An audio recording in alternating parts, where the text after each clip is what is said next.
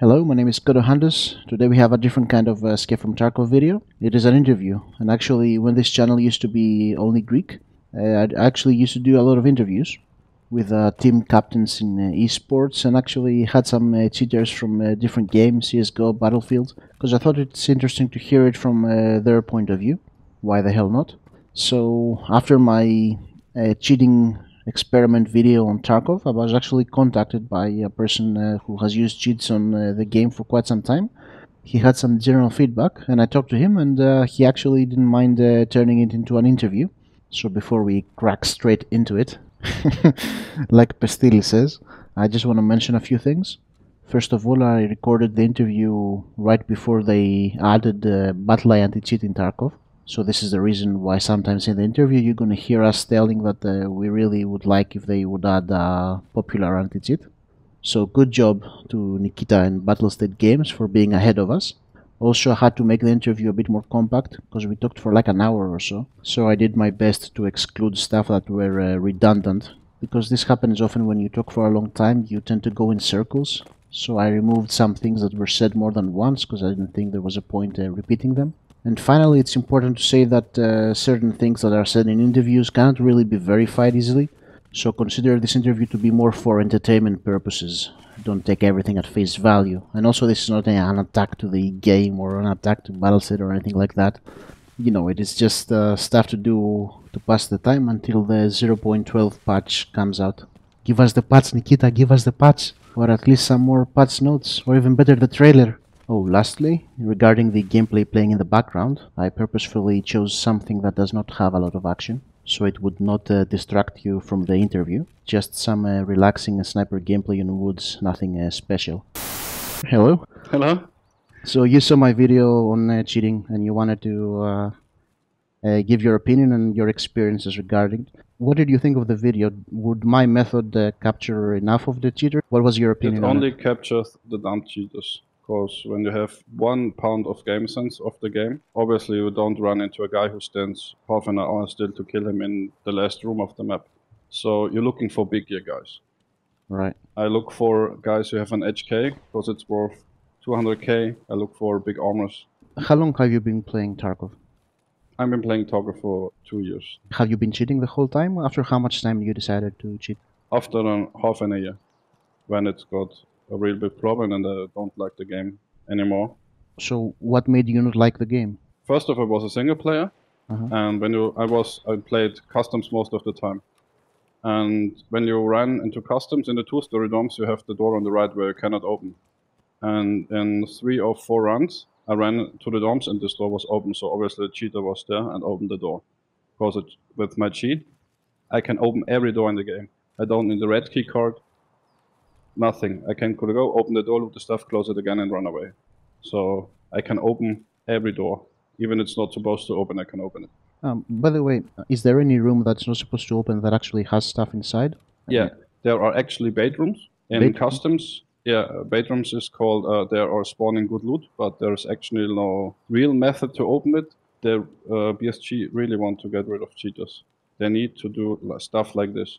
Put an M4 or any weapon on a spot where normally player can see it. So in customs, you have on the boiler side, you have a room. At the beginning, you were able to kick this door in. Now, actually, the door, there's loot in there, but you cannot open the door, actually. Give the item in there an ID. For everyone, BFGs have alarm lights. Okay, someone looted this item, let's check him. The opening doors is player side. It's not server sided. That's a big issue, too. So, Oh, that's if interesting. I open, yeah. So that's why sometimes you can open a door, but it can be closed for someone else, so the system bugs. Yeah, it's obviously like that. So you think they should add like these bidding rooms? But I think after they add it, the cheaters will talk to each other, and then the people will know not to do it, so it wouldn't be very effective anyway. The good cheaters, you have no chance to get them. Only if the anti-cheat is good. Well, that's a point, clearly. Right, so you were playing for a year, you saw a lot of cheaters in the game, and you didn't like it anymore, so you started cheating yourself, right? Yeah. Weren't you afraid that you will eventually be caught, or you didn't care? I get standard accounts or keys for like 12 euros. When I get banned, I pay 12 euro for a new account and do my stuff again, so I don't care about 12 euros. The good with Tarkov is that it's a very intense, blood pressure raising game. But if like with other guys, you won't get as much enjoyment out of the game. I have fun when I play with my friends too, because they enjoy it. I have the money. I say, here, you're level 10. I hook you with about this vibe. I spent like 200 million rubles on my friends, so they actually can have some fun. Don't need to care about gear. So you make money and support your friends, either give them rubles or to protect them when you play inside from other only cheaters. Friends. Okay. Yeah. Your friends, do they know that you cheat? And does any of them know? Oh, they know it. They know it, yeah. How did they react when they found out, or did they always know? But they say it's your choice. When you do it, do it. Obviously, one was really angry at the first moment and said, oh, you cheater, fuck off and this and stuff. And actually, when we play together, I can say, okay, we play, but I say nothing. I don't need to tell you where the enemy is at. At least I know it when we run into a 5-man squad and I don't tell it and say, okay, let's play like that. And we played and I don't say anything. At the moment, I had a streamer. I don't say his name right now. And I lost a friend of mine, one of my best friends 3 years ago, and he's actually like him. Of course, he's what he's telling and stuff, and he has the same look, nearly has the same look, obviously. And my last money I spent completely on this guy. I said, here, I have some giveaways from you if you want it. I bought a lot of stuff for him. And I pushed him from 10 viewers to amount of 120 at the moment, so... Oh, so you gather the stuff that you cheat and you spread that wealth around to some of your friends? Completely. Not only to my friends, even to, as I said, to some random players and running communities. When I see, when they say, oh fuck, I'm broken, I say, I can help you, I drop you like 2 million euros or more, 1 million euros and get some stuff and thing. But there are a few people left who say, I don't want to give my money because I'm a cheater, because I'm a douchebag or something. Initially, when you didn't cheat and you decided to cheat, you asked people on Discord to suggest a cheat to you? No, I go escape from Tarkov cheat. Oh, so you just Googled it and... and how did you choose among the different providers? For many years, there were kind of forums when people sell private hack and stuff for every game. It started with exploits from MMOs to like actual cheats in some games, and a lot of people provide them there. So they say, hey, let's buy this one from this side. This is a good one, or this is actually good. You got from that site, and after you got your first cheat, how long did it take until you were banned? 1 year, exactly 8 months. And how much money did you pay for that first cheat? £20 a month. But I lost my VOD with it, and I always cheated with my darkness, and that hurt me. This really hurt me when I got banned with this. Because so you had the very expensive edition, and you cheated, and they banned that edition from you. They banned this edition. And after this time, when I got banned from the first time, I thought, okay, I need to find the best provider, because I don't want to lose my money again. How did you find the best provider? The Russians. Russians people are crazy. The Russians. No, for real. Russians have the best coders. Actually, Polish people are actually in the best coders. So you went to a Russian forum or a Russian website and you asked around, or? I go to a Russian website, go to the Discord, and obviously use a translator because Russian people don't like to talk English. So yeah, we translate it and talk like this. And after a bit of a time, I actually find another Austrian who's reselling the cheat from them. So it's perfect. You have an EU support. You don't need to talk Russian all the time. And I talked to him and I said, okay, what I have to pay to get the best protection and the best cheat. And it was on 220 euro one time. So you get on VIP. I prove your ID, so they can be sure you are no death from battle state or any supporters from them, because they hacked the base. They know who's everybody's working on battle state. Oh, they know. They know all the developers. You mean, and they know what? Yeah, the developers, the mods, the forum mods. They hack the mods from the forum. They know their real names and stuff. So you think that because they know them, that helps them to develop the cheats, or no, they don't help them. Oh. They don't help them to develop the cheats, but it's the security. So no one of Battlestate actually can buy the cheat. Oh, I get it. Right. So so if they were to buy it, they would not know that they're developers, and they wouldn't sell it to them. So that developers don't have the program to target it afterwards. Okay. Yeah.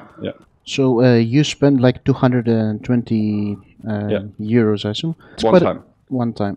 That's quite a lot of money. I mean, didn't you think like, okay, why get into all the trouble? Why not just like stop playing or find another game or something? At this time, I experienced how from this reseller, he sold Tarkov money Dekov, and we were like good friends in 1 or 2 months. And I asked him, hey, how much? You're 18 years old, you don't work, how do you earn the money? And he, yeah, I grind labs and sold all the rubles. So why? Where you sell all the rubles? Yeah, there are different sites. People actually buy money for rubles. So I tried this. And after a week, I sold my first 10 million rubles for 25 euros. Right, so you And just did it for money get, after. yeah, just for money. And I get this amount of rubles in like 5 labs runs. For people may think, okay, now I buy a hack and earn some money. And Yeah. now they're sitting, and it's really hard actually to get on sites like this because they have real card ID. You need a PayPal business and stuff. This is high business. Also, this is not where I do it. Oh, I sold 1 million rubles. I'm a big king. It's with fees and stuff, you can actually get in problems with that when you're trying. At one point, PayPal froze my account and said, "How do you get so much rent money, like 20 euros, 10 euros, 15 euros?" And I asked the other seller. I said, "PayPal stopped my account. Okay, now you're fucked." So I need to get to my lawyer and tell him, hey, what I did. And he said, okay, we need to make a company. You need to have to pay fees for that. Oh, so there's a And whole stuff. legal process with taxes and stuff. It's complete legal process. It's not as easy as people might think that they can just put it and make money. There's a whole process with lawyers and stuff. From the 8 hours where I played, I was 3 hours only in Discord and chatting to people to trade and sell and trade and sell and trade and sell and stuff. So after the first time that you were banned and you switched to the very expensive anti-cheat, so since then you haven't been banned at all? No. For how long? 1 year at the moment now. There was one detection. When you load the hack, it loads through the Windows boot system, and Battlestar actually get them. It was after a patch. They said, okay, don't play anymore. We cut the hack off for 1 week. We do a bypass. After 1 week, we had a bypass. We have a boot kit now. I boot from a USB took directly from the BIOS. So actually, the cheats got injected over BIOS. So you think that if Battlestar Games gets one of the very expensive anti-cheats like BattleEye or Easy Anti-Cheat? BattleEye is good. The best one actually at the moment is Easy Anti-Cheat, because Easy Anti-Cheat works like nothing else. So Easy Anti-Cheat spreads like documents around your computer, and they obviously ban hardware ID. Detects hardware ID spoofers. Programs will switch your hardware ID every time you click on a button. So you think that even if someone has such an expensive cheat like you with 200 euros and above, you think that Easy Anti-Cheat or BattleEye would actually cover those two? They would ban those people as well? Also, it's a high chance for me actually when Easy Anti-Cheat comes. Okay, then get caught. There's 100% protection, or there's no chance to get 100% of the players, like it's actually in other games at the moment. But I'm not a rich guy. I'm paying for like 10 euros a month after I paid the 200, so 2 euros are nothing. But I don't always have the money to pay like 200 euros or 3, 4, 500 euros a month only to get a good hack for Easy Anti-Cheat. Then I won't cheat. So the cheats that are undetectable by Easy Anti-Cheat are very, very expensive? Yeah. So just because the price is so high, less people you think would actually cheat? Yeah, of course. I can give you an example on Rust.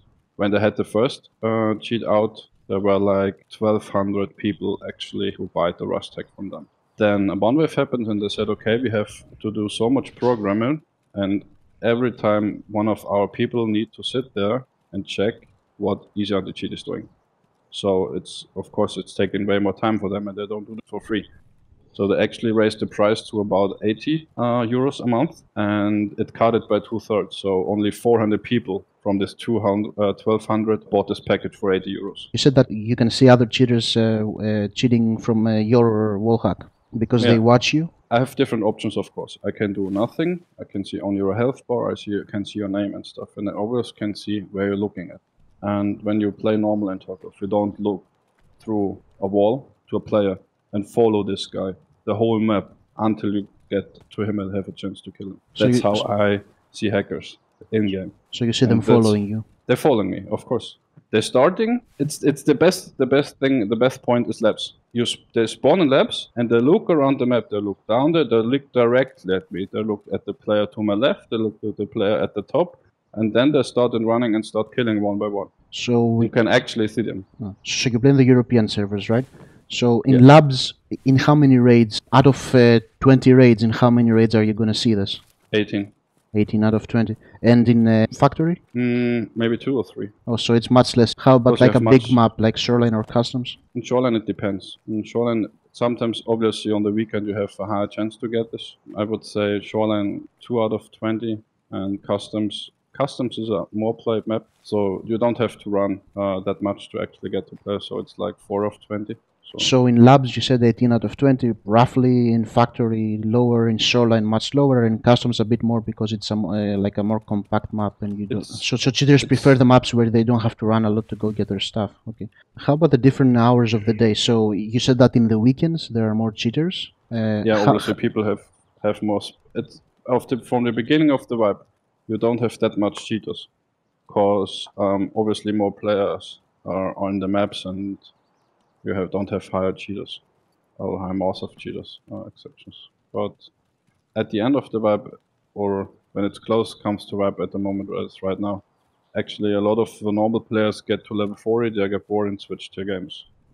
But the hackers gonna stay because they have some fun hacking, or they just, of course, some few people are actually quitting the game is okay. I wait to the next wipe, because not me, because I earn real money for the game. So Right. So playing through the wipe, you have noticed that in the beginning there are actually less cheaters, and in the end there are more cheaters. Well, yeah, that's actually interesting because in Reddit, when I made the Reddit post about the cheating experiment, a lot of people in the comments told that maybe because I made the experiment towards the end of the wipe, I would actually catch less cheaters, and they actually thought no, that in there's the actually beginning more of the wipe cheaters. you had more. There's actually more cheaters at the moment. That's interesting. And, It's getting a bit less because obviously right now I can't sell 1 million rubles for 2 euros, so I sell 1 million rubles for about 70 cents. Yeah, 70 cents. So so there's not a lot I of demand. yeah, yeah, Right. I put a lot of time in it, but I don't get that much money out of it. I don't get that much money out of that. So When do you see more cheaters? During the afternoon, noon, and after? Are they less after midnight or before noon? no, afternoon, noon. In the midnight, you actually don't find many players at the moment. So obviously, if you're going labs, then yeah, but most of the time, afternoon to noon. So the best time to play Tarkov if you don't want to find cheaters would be after midnight in the middle of the week. Yeah, Is there anything else you'd like to point out? Something that we didn't talk about? Something you'd like to say? yeah. I want to talk to Battlestate. What do you want to say to Nikita? What I say to him, don't lie to the people and say actually your anti-cheat is working and shit, because it's not working. It's not working most of the time. They only get the cheap cheats, and they're obviously the bad cheats, but they don't get the good one. They're sitting on a throne at the moment and they're saying, yeah, our stuff is good. When I have a good stuff, I don't need to switch to Battle Eye, or I don't need to switch or do that, or they don't say, oh, we don't have many cheaters. We ban like 1,200 people. From what I hear from the developers, I think they're trying their best. I think their main problem is just that they're just a small developer team and they cannot afford the very expensive ones. But they do try to get better over time. I don't want to like accuse them of not doing their best. But when you don't have the money, ask your community. Be honest about it. Say, okay, we don't have the money to get Battle Eye. It costs about this and this and this. Then to a fund or something. So people actually give you money. Because people who love this game, obviously it's a smaller community, but obviously people who love this game have no problems to help Battle States with, let's say, about 3 euros, 4 euros, 5 euros a month to play with a good anti-cheat. Make cosmetic purchases like a different shirt or a different cosmetic stuff pants or stuff. some another hair color, scars or something like that. Well, we don't want to make the game very cartoonish like a Fortnite or something. We just want not this realistic stuff, like just realistic to a face cover, black and green stuff and stuff like that. Let the people paint their guns, not in the bright colors, but let us spray a dark one or obviously a camouflage one and stuff. And people actually gonna buy this because they want their stuff wanna look cool. So this is one way to support them, or really say, okay, we need a fund, people. If you guys help us, we can get a good easy anti-cheat. And I think nobody has a problem to pay 5 euros one time or 10 euros one time or stuff actually to help them to get rid of the cheaters. Well, thank you very much for giving us some insight into the dark and creepy cheater world. Yeah, it's a dogger. Really dogger.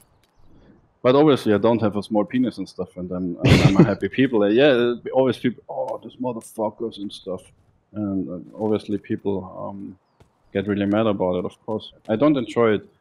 I feel bad too when I run into a 5-man squad and I always destroy them. I think, oh fuck, something I have bad moods about when they don't. But when they see the money, I think, okay, it's money. It's I can buy stuff for myself from it. So I get a good computer now. Don't have the best computer. After I start selling the money, I thought, wow, I actually can really get some money. I actually bought my really first really good computer out of that, and I actually play a lot of other games too. So the Besides incentives are others. there for you to do it. I get it. Yeah. Yeah. I'm not obviously when I'm not the kind of guy who just want to make people mad because they ran into a cheater. I'm more the guy. I want to do my money. You have no idea how often I left people left alone, or I see a guy who's there and I say, okay, don't kill him, or I don't kill him. I just leave him there. So I don't want to destroy his experience with the game and stuff. Even when I'm cheating, I'm one of the good cheaters. I might say that. Okay, well, let's cut it here. Thank you for the interview. I hope you guys like this video. See you in the next one.